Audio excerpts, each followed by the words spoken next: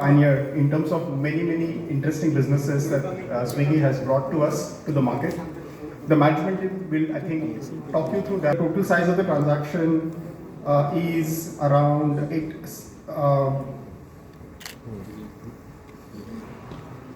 fresh issue of 4,500 crores and OFS of 6,828 crores.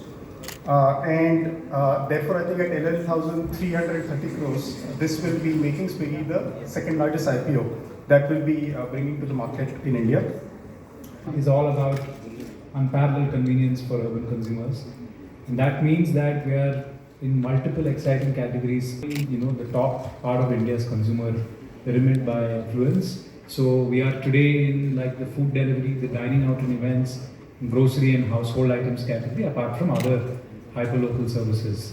And we do this by having a vibrant and delivery part, going at a very healthy pace. As for, let's say, the quick commerce business, I think the underlying is already an incredibly large business, which means that we can together as category players go after a TAM of close to 30 to 50 billion US dollars by 2028, and that's the size of the market that we're playing in. I think if you look at each of the categories, some are already meaningfully large but are going to enjoy like super nice secular growth in the underlying over the next 1-2 decades, and some are already incredibly large.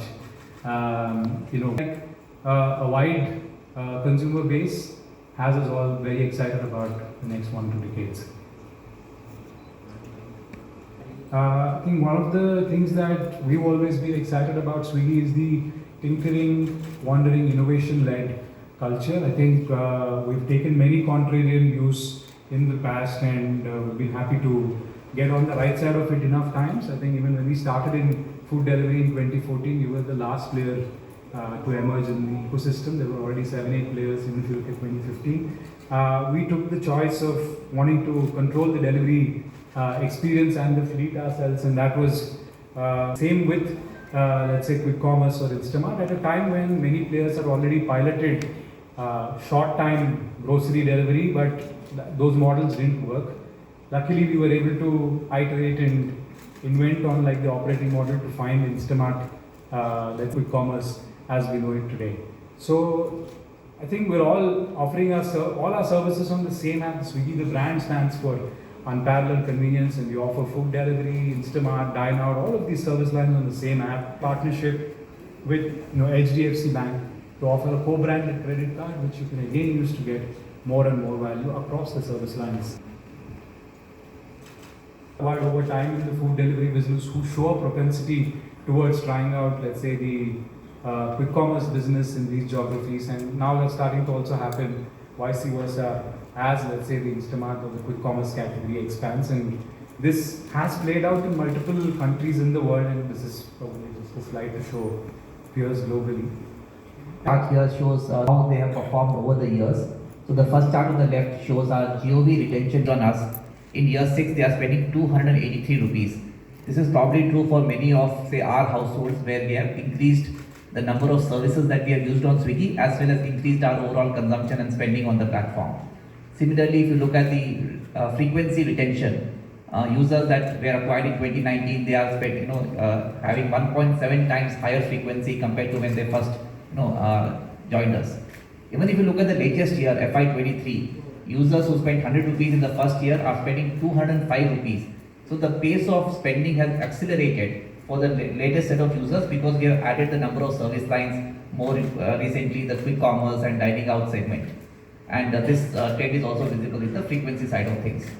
The other benefit is that the number of users who are using more than one service, over the last 24 months, we have seen this doubling to 27% of our user base who are now using not just one service but multiple services on our platform.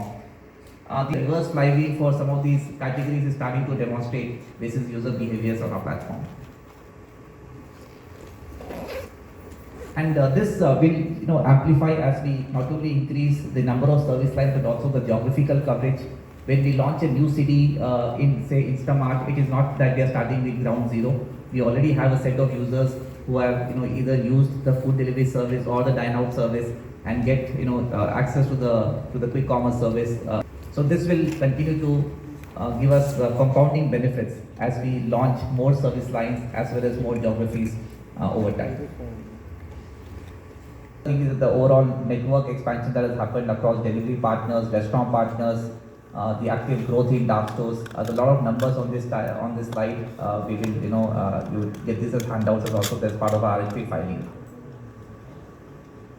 In terms of our growth over the last 3 years, FY 22 to 24, overall B2C GOV has grown by 32% at the platform level, with food growing at 16%, quick commerce at 122%, and dine out growing by 98%. Right, so these are very strong, growth numbers that we've been able to demonstrate, and increasing the frequent number of transacting users has also continued to increase across our service lines.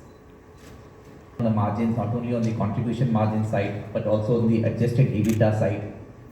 This is a combination of all the businesses, and as we go down specifically business by business, you will see that they're getting reflected. So this is on the food delivery business. So as you can see, our GOV or our take rates have continued to improve, at around 25.4% as of the latest quarter.